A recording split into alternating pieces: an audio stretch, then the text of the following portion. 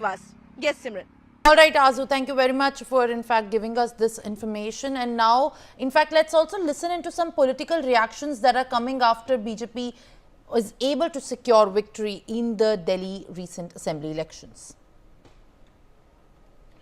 पिछले 10 साल में दिल्ली को लूटा गया है, लोगों को सपना दिखाया गया और खुद निजी स्वार्थों के चलते दिल्ली को लूटा गया। वो एक्साइज पॉलिसी में हो, शराब के ठेके देने में हो, वो जल बोर्ड के ठेके देने में हो, वो डीटीसी हो, वो स्कूल के कमरे बनाने में हो, हर महकमे में लूट मचाई गई है।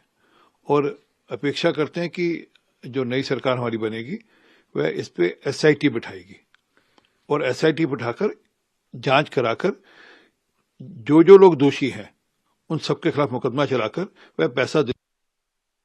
माननीय प्रधानमंत्री नरेंद्र मोदी जी ने भाजपा सरकार जो दिल्ली में बनने वाली है उसके लिए एजेंडे को सेट कर दिया है और चुनाव में भी पार्टी ने भी कहा था कि मोदी जो कहते हैं वो करते हैं।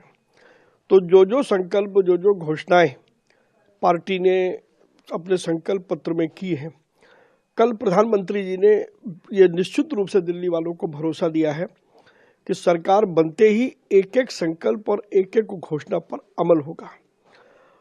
हम सब ने देखा है कि जब भी प्रधानमंत्री जी ने कुछ कहा है तो उसको किया भी है। लिहाजा अब भाजपा के ऊपर जो हमारी सरकार बनेगी उस पर निश्चित रूप से बड़ी जिम्मेदारी है और हम सब कार्यकर्ता मिलकर के उस जिम्मेदारी को पूरा करेंगे और एक एक संकल्प को वास्तविक रूप देने में हम पूरी ताकत। दिल्ली की जनता ने जो आज बहुमत दिया है, ये बहुमत किसी भावना में बहकर नहीं दिया है। ये बहुमत बहुत सोच समझकर कंपैरिजन करके दिया।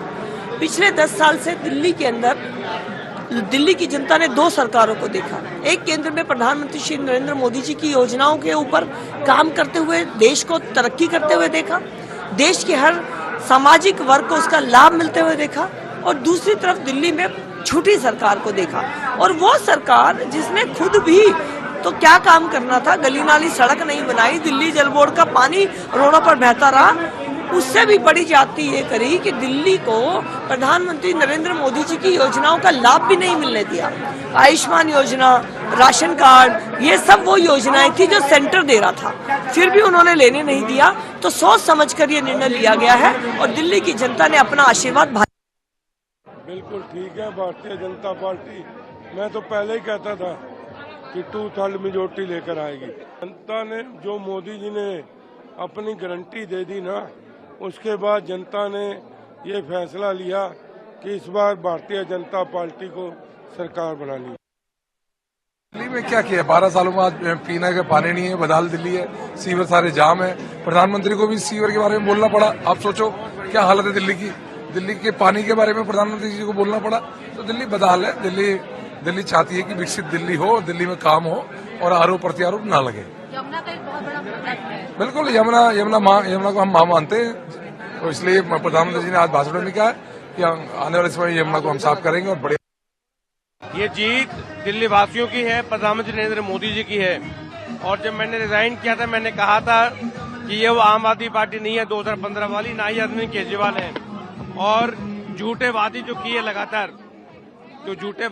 लगातार, ये प्रधानमंत्री जी बहुत खुश थे। जैसे ही उन्होंने मेरे को देखा, बोले सिरसा वाहिगुरु जी का खालसा, वाहिगुरु जी की फतेह। मैं कहा सर फतेह जी फतेह, तो कह रहे फतेह हो गई है। मैं कहा सर बिल्कुल फतेह हो गई है। तो मैं कहा सर इस बार तो जो गिला रहता था कि कम्युनिटी के भी कुछ लोग साथ देते हैं, कुछ नहीं देते, लेकिन इस बार तो एक तरफा लोगों ने साथ दिया कम्युनिटी ने भी। और पीएम साहब का बहुत विशेष लगाव है सिख कम्युनिटी के साथ। वो मन से करते हैं, दिल से करते हैं। उनकी हर कोशिश रहती है कि मैं इनके मुंह से निकली हर बात को पूरी करूं। मुझे लगा कि आज उनको भी इस बात की प्रसन्नता हुई कि कम्युनिटी ने इस तरह सा साथ दिया है और एक तरफा साथ दिया है।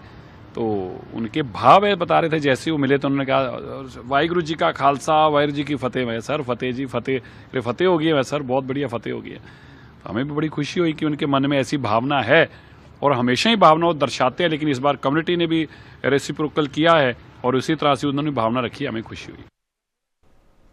All right, viewers, now in fact, let's get to the top breaking